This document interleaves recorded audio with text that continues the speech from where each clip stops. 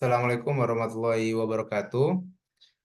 Jadi pada video ketiga ini kita akan lebih dalam lagi belajar tentang query. Kalau di video sebelumnya kita sudah belajar implementasi sederhana gitu ya untuk membuat objek yang namanya adalah buku dengan dua atribut ID dan title. Kita juga sebenarnya sudah menggunakan operasi query gitu ya, karena kita butuh untuk ngambil data gitu. Kalau kita review lagi codingannya, ya. Jadi kalau di codingannya ini, teman-teman lihat di sini sebenarnya selain ada objek ini ya buku, ada juga query gitu ya, objek query yang digunakan untuk mendapatkan data gitu ya. Kalau kita samakan istilahnya di REST itu kayak get gitu ya, get data gitu ya, get data ini ya.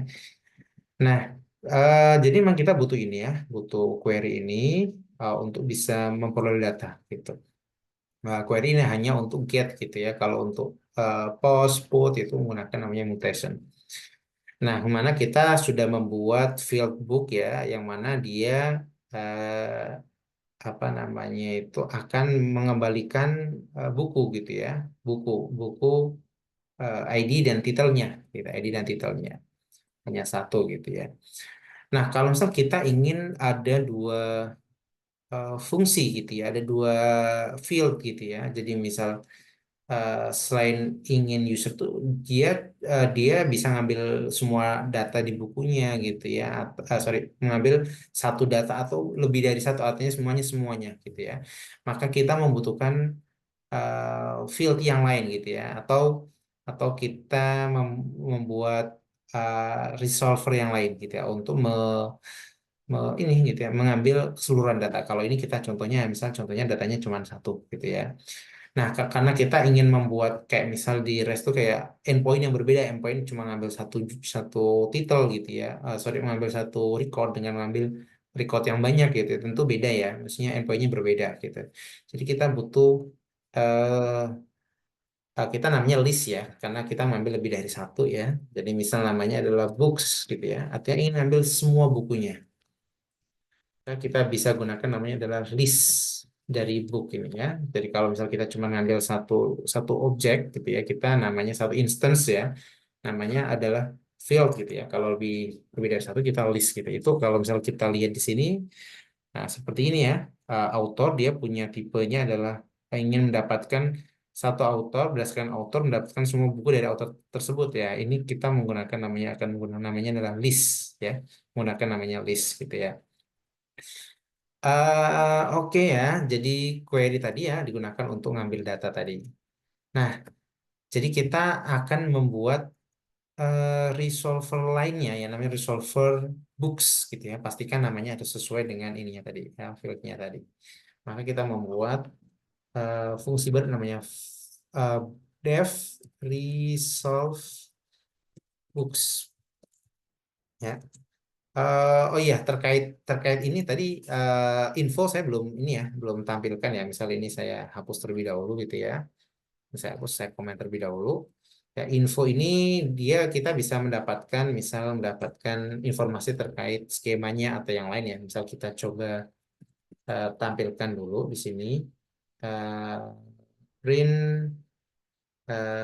apa nih misal info.schema gitu ya, info.schema. Kalau kita jalankan, kemudian ini kita jalankan ulang ya, maka dia akan menampilkan ini apa tuh namanya skemanya gitu ya. Oh ini kita ini ya, kita ganti namanya hmm,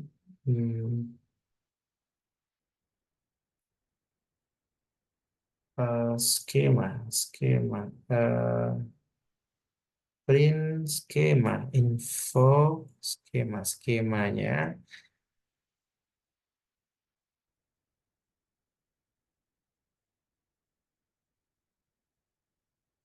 Oke, kalau misalnya yang lain, misal field name, ya field name-nya adalah book gitu ya.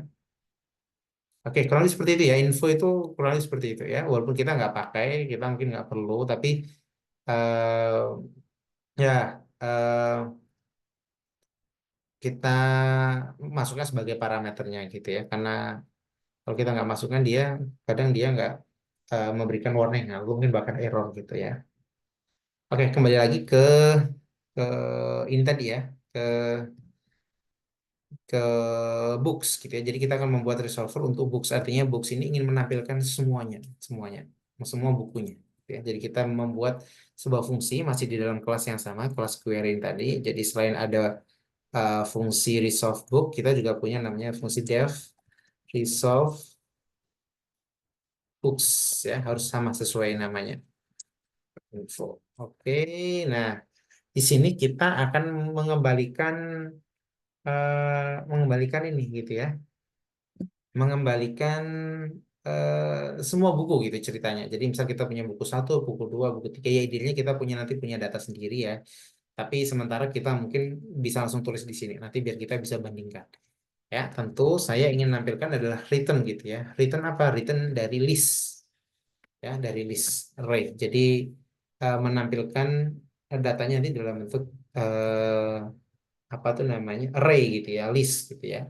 Kemudian kita ingin nampilkan ini gitu ya, nampilkan ini tadi book ID ini satu, dua, tiga, empat kayak gitu sih. Nah, jadi ini kita bisa copy atau kita bisa tulis di sini books ID adalah ID satu gitu misal ya. Kemudian titelnya buku satu ini ya. Kemudian kita copy aja, ini copy paste di sini. Eh, Paste di sini.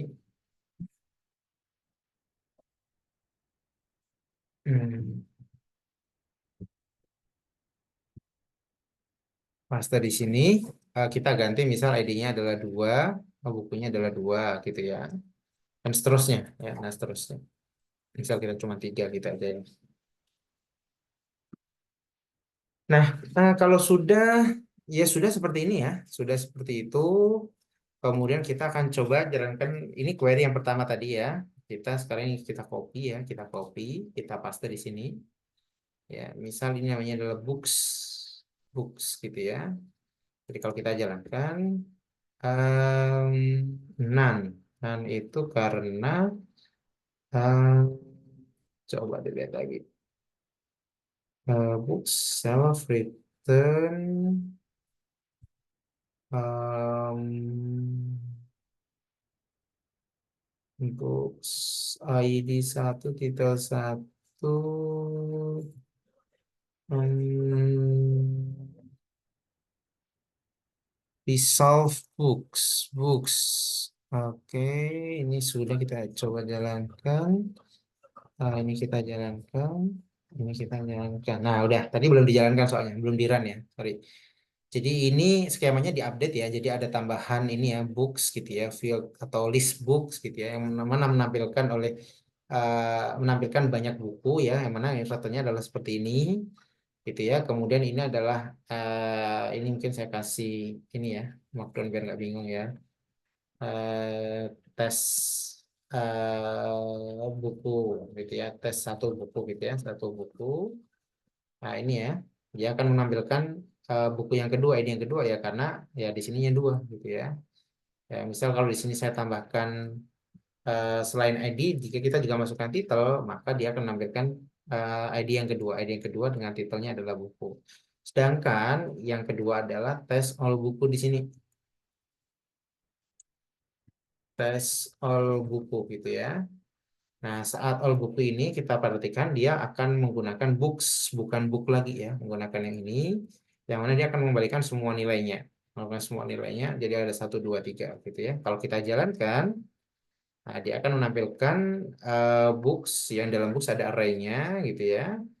Dan nanti ada ID satu, ID dua, ID tiga, karena kita cuma menampilkan berdasarkan ID-nya. Kalau misal kita ingin menampilkan hanya titelnya, kalau kita jalankan shift enter ya, dia akan menampilkan semuanya. Atau kita selain itu kita juga ingin masukkan ID-nya ya, maka dia akan menampilkan semua. Nah, ini sudah bentuk JSON yang teman-teman seharusnya udah familiar ya. Gimana sih cara ngambil book saja, gimana sih cara ngambil ID-nya saja, gimana sih ngambil titelnya dan sebagainya. Nah, ini sudah berhasil ya. Jadi kita sudah belajar lebih lanjut tentang query di sini untuk mendapatkan atau memperoleh ini gitu ya, fungsional yang berbeda gitu. Itu mungkin kalau di REST nanti akan ada dua endpoint gitu. Endpoint pertama, ini endpoint kedua kayak gitu.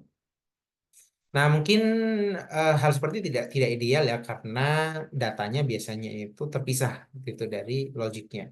Jadi kita akan sedikit melakukan perubahan gitu. Kita akan membuat suatu data di sini ya. Data itu entah data dari suatu variabel, entah data dari database, entah data dari mana saja gitu ya, API dan sebagainya. Nah, kita akan coba ini ya,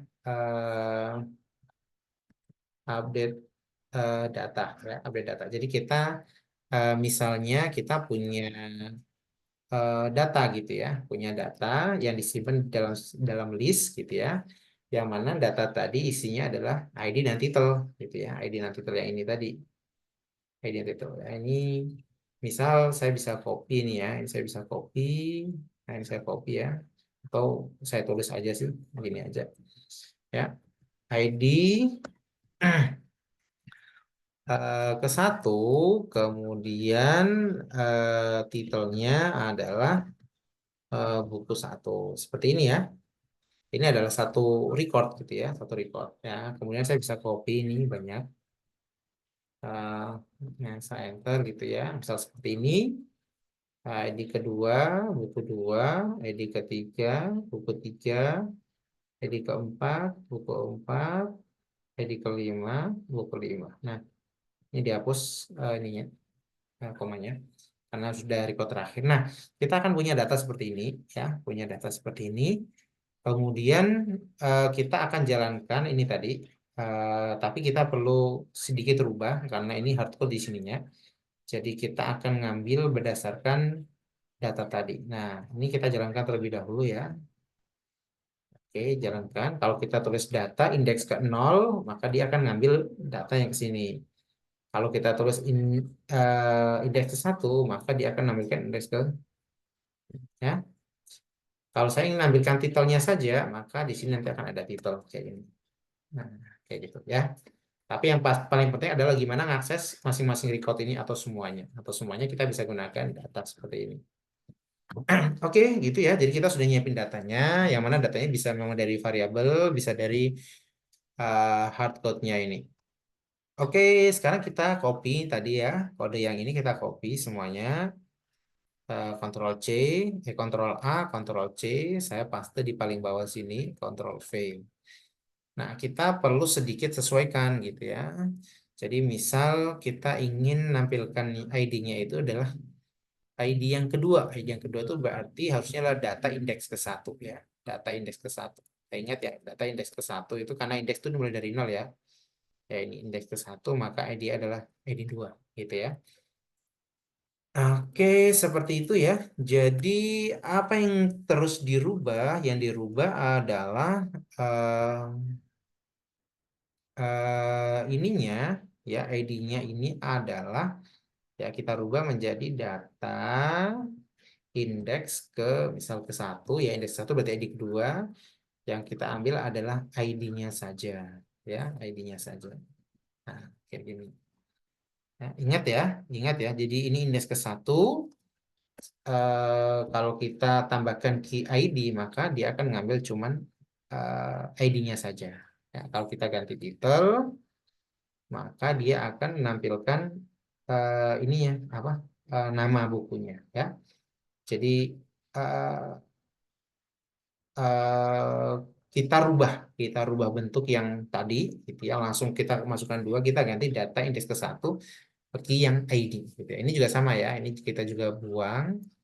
Jadi kita ganti data indeks ke satu, ini adalah titel seperti itu. Oke, kita coba jalankan dulu ya. Kita coba jalankan dulu, run. Oke, kemudian ini kita bisa copy, Ctrl C lagi ini untuk jalankan ya di sini, atau digabung jadi satu juga boleh sih, biar tidak banyak-banyak menjalankan. Oke, nah ini sudah berhasil ya. Jadi ID kedua. Nah, kalau misal ini kita ganti jadi dua gitu ya. Ini dua. Nah, jadi kedua, maka nanti kalau kita jalankan di sini adalah sorry indeks ya, atau indeks ya tadi indeks kedua, ID-nya adalah ID ketiga, titelnya adalah buku ketiga. Ya, bisa ya. Nah, ini mungkin idealnya bukan seperti ini ya. Idealnya adalah ada parameter ininya gitu ya. Ada parameter bukunya gitu ya. Ada parameter bukunya. Jadi nanti kita mungkin akan coba gitu. Tapi selanjutnya kita coba perbaiki kode ini terlebih dahulu. Ya, kode yang untuk all books-nya ini tadi. Nah, untuk all books ini ya yang kita lakukan sebenarnya kita bisa gunakan perintah kayak kayak ini ya, kayak query gitu ya, kayak sorry kayak kayak menggunakan looping ya. Jadi misal kalau di sini saya ingin menampilkan semua data, kita bisa menggunakan data seperti ini ya. Tapi kita nggak butuh seperti ini, kita ingin butuh per record, maka kita bisa menggunakan perintah perulangan. For i in data gitu misalnya, print i, dia akan menampilkan semuanya, menampilkan semua ini tadi, semua per barisnya. Jadi ada looping gitu ya, ada perulangan indeks ke 0, indeks 1, indeks kedua dan sebagainya. Ini yang akan kita gunakan. Jadi bukan menampilkan yang satu persatu seperti ini ya. Ini kan tentu nggak valid ya. Maksudnya ini kan datanya ada 5, ini kita cuma nampilin 3. Nggak mungkin kalau kita nulis manual di sini ya, karena datanya bisa jadi berubah-ubah gitu. Jadi seharusnya dibuat lebih dinamis. Maka ini kita bisa di dalam return ini kita bisa tampilkan seperti ini ya tadi ya. Kita gunakan perintah looping tadi ya, menggunakan perintah looping. Cara menggunakan perintah looping adalah menggunakan for i in data gitu ya. For i in data ya. Kan biasanya seperti ini nih di dalam sini ya. Tapi kita ingin menggunakan list comprehension. Jadi list comprehension itu kayak kita membuat, kita ingin melakukan operasi pada suatu list dan disimpan ke list yang lain. Nah, jadi kita menggunakan list comprehension ya teman-teman. Kalau belum familiar, teman-teman bisa eh, cari gitu ya, cari tutorialnya. Yang pasti dengan list comprehension ini tadi kita cukup apa tuh namanya membuat itu menjadi satu baris gitu ya. Oke, jadi for i in data in tadi ya, artinya ini itu berada di dalam for i in data tadi. Jadi kalau misal kita buat dia seolah-olah kayak fungsi biasa gitu ya, list biasa kan seperti ini nanti. Nah, seperti ini. Ya, ini adalah indeks i-nya gitu ya. I apa gitu ya. I title atau i apa gitu ya. Ini ya. Misal ini adalah i key-nya gitu ya. Sorry, i ID-nya ya. Kemudian ini adalah i apanya ini? Titelnya seperti ini. Nah, tapi setelah seperti ini kita harus masukkan ke suatu variabel list lagi gitu. Jadi nggak efisien. Nah, sehingga kita bisa berubah bentuk yang seperti ini itu menjadi yang seperti ini. Ini kita bisa cut, kita taruh di depannya sini. Nah, seperti ini. Kemudian ini kita eh, kemudian ini eh, kita sejajarkan seperti ini ya, biar rapi gitu ya. Nah, seperti ini. Ini kenapa masih ada booknya ini belum nutup ya? Titel di sini. Oke. Nah, oke, seperti ini ya. Jadi operasi seperti ini itu maksudnya adalah for i in data, di dalam data itu ingin ditampilkan books masing-masing books tadi itu ya. Jadi seperti yang kode yang di atas tadi ini tadi.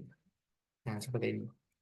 Tapi bukan satu persatu, tapi kita ingin melakukan for i in data tadi akan menampilkan semua satu persatu ini.